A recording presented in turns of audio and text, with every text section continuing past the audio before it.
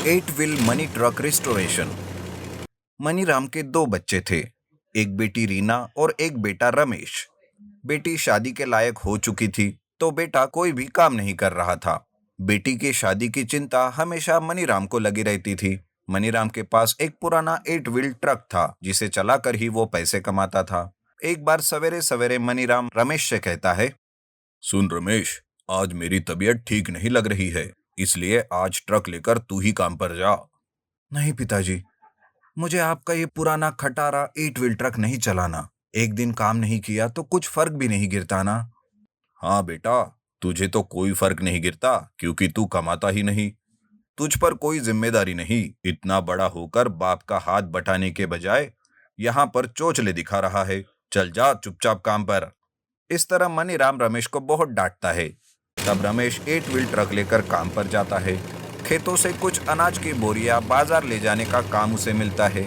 वो अनाज eight wheel truck में भरकर बाजार ले जाने लगता है, लेकिन आधे रास्ते में ही उसका एट व्हील ट्रक बंद हो जाता है। तब रमेश कहता है, ओह शिट, ये ट्रक भी ना, इसलिए मुझे ये काम करना बिल्कुल भी पसंद नहीं। लेकिन मेरे पिताजी मेरी बात सुने तब ना। एक तो बेच भी नहीं देते इस ट्रक को। बस मुसीबत बनते जा रहा है ये ट्रक। ऐसा कहकर रमेश ट्रक से नीचे उतरकर देखने लगता है कि तभी वो देखता है कि एक चोर भागते हुए वहां से जाता रहता है और उसके पीछे पुलिस जाती रहती है। वो चोर चुराए हुए पैसों से भरा बड़ा सा बैग ट्रक में फेंककर वहां से चला जाता है। इस बात की खबर रमेश को नहीं रहती। थोड़ी ही देर में उसका ट्रक ठीक हो जाता है कि तभी वहां एक औरत आती है, जिसके हाथ में एक बैग रहता है। वो रमेश से कहती है, अरे बेटा, मुझे क्या तुम आगे के गांव तक छोड़ दोगे? कब से मैं यहाँ बस की राह देख रही हूँ, पर अभी तक कोई बस नहीं आई। मुझे घर जल्दी वापस जाना है। हाँ माँ जी, आइए जाकर पीछे बैठिए। वो औरत पीछे बैठ जाती है। रमेश एट व्हील ट्रक को चलाते हुए उस औरत को उसके गांव छोड़ देता है। गांव आते ही वो औरत अपना बैग छोड़कर चोर ने फेंका हुआ बैग उठा लेती है और घर चली जाती है। घर जाते ही उस औरत का बेटा कहता है, अरे माँ, ये किसका बैग उठा कर ले आई? तुम भी ना कितनी भुलक्कड़ हो, हमेशा अपनी चीज छोड़कर दूसरों की चीज लाती रहती हो। अरे हाँ बेटा, ये तो मेरे हाथ से बहुत बड़ी गलती हो गई है। चलो, अब हम इस बैग को जल्दी से वापस देकर आते हैं। ऐसा कहकर वो बैग को बिना खोले उसे वापस देने जाने लगते हैं।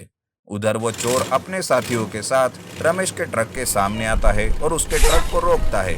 तब रमेश कहता है, अरे भाई, तुम लोग कौन हो और मुझे इस तरह से क्यों रोका? तब चोर रमेश के ट्रक में पैसों की बैग ढूंढते हैं, लेकिन उन्हें वो बैग नहीं मिलता, जिस वजह से चोर गुस्से में आकर सारे अनाज की बोरियां बिखेर देता है। रमेश उन्हें रोकने की बहुत कोशिश करता है, लेकिन वो उसे भी मारते हैं। वो रमेश के ट्रक को तोड़ फोड़ करके वहां से चले जाते हैं। बेचारा रमेश ट्रक वही छोड़कर घर चला जाता है। तभी वहां वो औरत और उसका बेटा आता है और वो औरत कहती है, अरे बेटा, ये तो वही ट्रक है। पर देखो, लगता है इसका एक्सीडेंट हो चुका है। चलो बेटा, जल्दी से ये बैग यहीं पर डाल दो और अपनी बैग लेके चलो, चलते हैं यहाँ से। पैसों वाली बैग ट्रक में डालकर अपनी बैग लेकर वो वहां से चले जाते हैं। उधर रमेश घर जाकर अपने पिताजी को सारी बात बताता है। तब उसके पिताजी को उस पर बहुत गुस्सा आता है और वो उसे कहते हैं, अरे तुम तो किसी काम के लायक नहीं हो। एक काम बताया था तुम्हें, वो भी ढंग से नहीं किया, बल्कि उल्टा मेरा नुकसान करके रख दिया। एट व्हील ट्रक ही हमारे कमाने का साधन था। पता नहीं अब क्या होगा, कैसे सबका कर्ज उतरेगा और कैसे हमारी बेटी की शादी होगी। कभी इस बारे में तुमने सोचा भी है? नाकारा कहीं का। मुझे माफ कर दिए पिताजी, लेकिन एक बार मुझे विश्वास कीजिए और आप सब मुझ पर छोड़ दीजिए, मैं ही कुछ करता हूँ। रमेश ऐसा कहकर अपने दोस्त को लेकर उस टूटे हुए एट व्हील ट्रक के पास जाता है और वह उसे रिस्टोर करने की सोचता है। तब उसका दोस्त कहता है, अरे रमेश, ये ट्रक तो बहुत ही पुराना है और अब तो इसकी हालत भी बहुत खराब हो चुकी है। इसका रिस्टोरेशन करने के लिए बहुत पैसे लगेंगे। दोस्त की बातों से रमेश परेशान हो जाता है। वो फिर से अपने ट्रक को अच्छे से देखता है तो उसे ट्रक में ही उस औरत ने फेंका हुआ बैग दिखाई देता है। रमेश उस बैग को खोलकर देखता है तो वहां पैसे ही पैसे रहते हैं। ये देखकर रमेश बहुत खुश हो जाता है और कहता है, अरे वाह, ये हुई ना बात। दोस्त, अब कितने भी पैसे लगे, इस एट व्हील ट्रक का तो रिस्टोरेशन होके ही रहेगा। ऐसा कह के रमेश सारी बात अपने दोस्त को बताता है। फिर क्या, 8 व्हील ट्रक को एक दूसरे ट्रक से जोड़कर गैराज तक लाया जाता है और वहां उसका रिस्टोरेशन किया जाता है। ट्रक में मिले पैसों से रमेश का 8 व्हील ट्रक रिस्टोर किया जाता है। रमेश धीरे धीरे करके सबके कर्ज भी उतार देता है और अपनी बहन की भी शादी वो अच्छे से करता है। इस तरह रमेश 8 व्हील ट्रक चलाकर खुशी खुशी से रहने लगता है। Bricks truck swimming pool. एक गांव में सुधाकर नाम का एक मिस्त्री रहता था। वो मिस्त्री के साथ साथ खेती बाड़ी का भी काम करता था। उसके पास एक ट्रक था। कुछ दिनों से उसके पास कोई भी मिस्त्री काम के लिए नहीं आ रहे थे। तब वो सोचता है, आजकल कोई भी मिस्त्री काम पर नहीं आ रहा है, जिस वजह से घर चलाना भी मुश्किल हो रहा है। अब कोई मुझे दूसरा काम ढूंढना पड़ेगा। सुधाकर ऐसा सोचते रहता है कि तभी उसकी नजर उसके ट्रक पर जाती है। वो सोचता है कि ट्रक चलाकर ही कुछ पैसे कमाए जाए। अब तो ये ट्रक चलाकर ही पैसे कमाने होंगे, पर बहुत दिनों से मैंने ट्रक भी नहीं चलाया।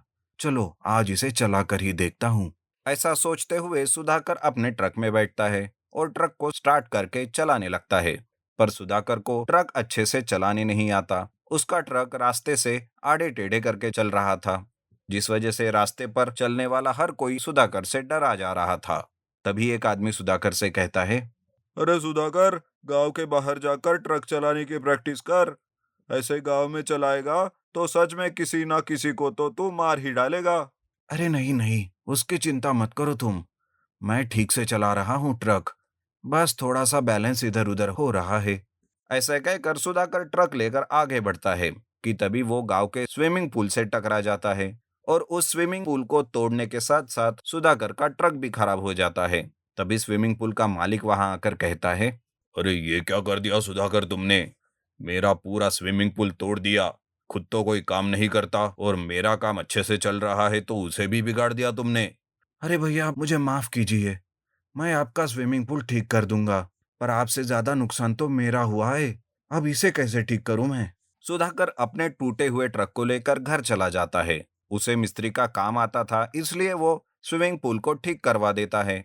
जब सुधाकर स्विमिंग पूल बनवा रहा था तब उसके ध्यान में आता है कि स्विमिंग पूल में अमीर घरों के ही बच्चे स्विमिंग के लिए आते हैं। गरीब बच्चों के पास इतने पैसे नहीं होते कि स्विमिंग करने वो स्विमिंग पूल में जा सके। इसलिए सारे गरीब बच्चे अमीर बच्चों को स्कूल में दूर से ही स्विमिंग करते देखा करते थे। ये देखकर उसके मन में एक आइडिया आता है। यह ठीक रहेगा। मैं अपने ट्रक को ट्रक स्विमिंग पूल बना देता हूँ, ताकि इसमें गरीब बच्चों के लिए स्विमिंग सीखना आसान हो जाएगा। ये सोचकर सुधाकर अपने ट्रक के पीछे ईंटों से एक ब्रिक स्विमिंग पूल बना देता है। उसे अच्छे से कलर करके उस स्विमिंग पूल में पानी भी भर देता है और अपना खुद का ब्रिक ट्रक स्विमिंग पूल लेकर वो अपने घर के बाहर रख देता है। तब गांव के गरीब बच्चे उस ब्रिक ट्रक स्विमिंग पूल को देखकर चौंक जाते हैं और धीरे धीरे उस स्विमिंग पूल में तैरने लगते हैं। सुधाकर उन सबसे बहुत ही कम पैसे लेता है। इस वजह से सुधाकर को भी धीरे धीरे पैसे मिलने लगते हैं और बच्चों को भी ब्रिक्स ट्रक स्विमिंग पूल में स्विमिंग करके मजा मिलता है। पर जब ये बात स्विमिंग पूल के मालिक को पता चलती है तो उसे बहुत गुस्सा आता है और वो सुधाकर के पास जाकर कहता है, अरे ओ सुधाकर, पहले तो तुमने मेरा स्विमिंग पूल तोड़ दिया और अब मेरे ही स्विमिंग पूल के पास लाकर अपना ये ब्रिक ट्रक स्विमिंग पूल रख दिया तुमने। तुम्हारी वजह से मेरे पास आने वाले लड़के भी तुम्हारे ब्रिक ट्रक स्विमिंग पूल की तरफ ही आकर्षित हो रहे हैं। तुम ये अपना स्विमिंग पूल यहाँ से हटाओ और कहीं दूसरी और जगह पर लगाओ। लेकिन मैं क्यों अपना ब्रिक ट्रक स्विमिंग पूल यहाँ से हटाऊं? तुम्हें इतना ही डर है तो तुम खुद अपना स्विमिंग पूल हटाओ। अरे अगले हफ्ते नेशनल लेवल का स्विमिंग कंपटीशन है और उसमें मेरे स्विमिंग पूल के बच्चे भी पार्टिसिपेट करने वाले हैं। तुम्हारी वजह से मेरे बच्चे प्रैक्टिस नहीं कर पा रहे हैं। अरे तो इसमें मेरा क्या कसूर?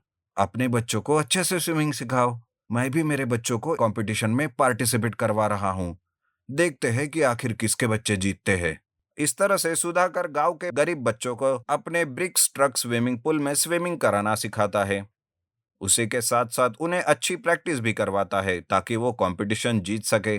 उधर स्विमिंग पूल का मालिक भी अमीर बच्चों को कंपटीशन के लिए तैयार करवाता है। इस तरह से गरीब और अमीर बच्चों की स्विमिंग की प्रैक्टिस जोरों से चल रही थी। स्विमिंग कंपटीशन का दिन आता है। सुधाकर अपने बच्चों को लेकर स्विमिंग कंपटीशन के लिए जाता है।